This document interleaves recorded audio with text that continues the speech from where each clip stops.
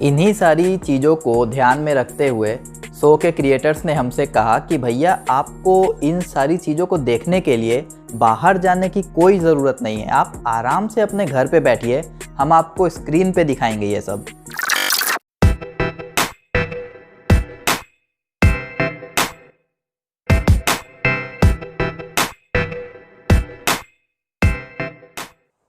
क्या हाल है भाई।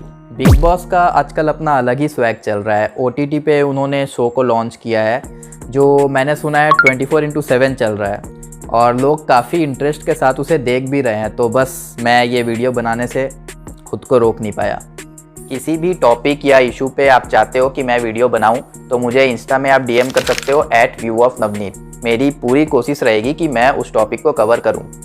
तो भाई बिग बॉस क्यों देखते हैं लोग?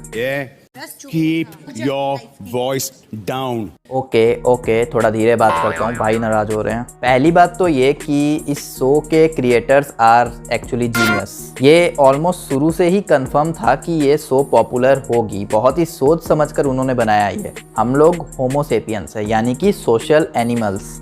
हमें गॉसिपिंग करनी बहुत पसंद है। हम हमेशा इस तरह की टॉपिक्स ढूंढते रहते हैं जिस पर हम गॉसिप कर सकें। किसका किसके साथ चक्कर चल रहा है, कौन किसको नफरत करता है, कौन किसे लाइक करता है, कौन किसके बारे क्या सोचता है, क्या बोलता है।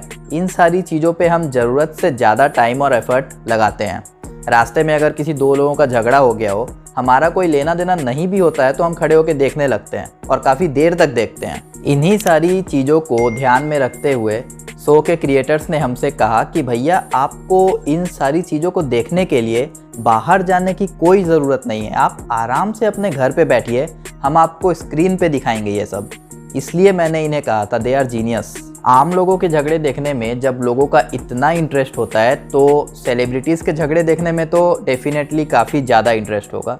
ये है इस शो का you can say unique selling point. लोग एक दूसरे पे चिल्ला रहे हैं, पागलों की तरह गाली गलौज कर रहे हैं, गेम खेल रहे हैं, बैक स्टेप कर रहे हैं। ये देखने में लोगों को मज़ा आ रहा है और इसी का नतीजा ये है कि अब ये शो 24/7 वूट पे आ रहा है। और ये शो लोग सिर्फ देखते नहीं है, देखने के बाद घंटों तक डिस्कस भी करते हैं। किसे एलिमिनेट होना चाहिए, किसे जीतना चाहिए, कौन सही खेल रहा है, कौन गलत खेल रहा है, ये सब बैठकर मैं सुना हूँ।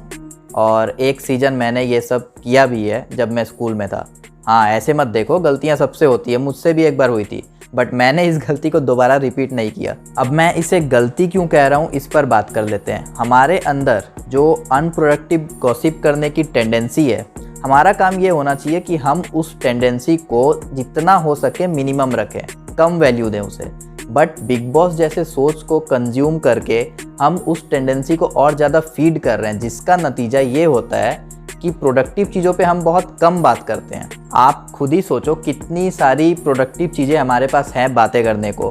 टेक्नोलॉजी से लेके social issues, politics, law, sports या जिस भी चीज़ की आप पढ़ाई कर रहे हो या आप जिस भी फील्ड में हो, इन सारी चीज़ों पे हम बहुत कम बातें करते हैं, मिनिमम टाइम देते हैं। जबकि जिसे मिनिमम देना चाहिए उससे ज़्यादा टाइम देते हैं। आप खुद ही ये चीज़ ऑब्जर्व करना, अगर आपके फ्रेंड सर्कल में कोई है रेगुलरली जो बिग बॉस देखता है, हार्डली कभी वो इम्पोर्टेंट टॉपिक्स पे बात करता होगा, क्योंकि उसके अंदर जो टेंडेंसी है फालतू की गॉसिप्स करने की, उसे वो फीड कर रहा है बिग बॉस देखकर। दूसरे टॉपिक्स पे उसका ध्यान जाएगा ही नहीं और ये चीज़ हो सकता है उसकी लाइफ में एक हिंड्रेंस बने, क्योंकि उसकी पूरी थिंकिंग एबिलिटी इस चीज़ से अफेक्ट हो रही है। मैं आ जाऊं क्या अपनी पर?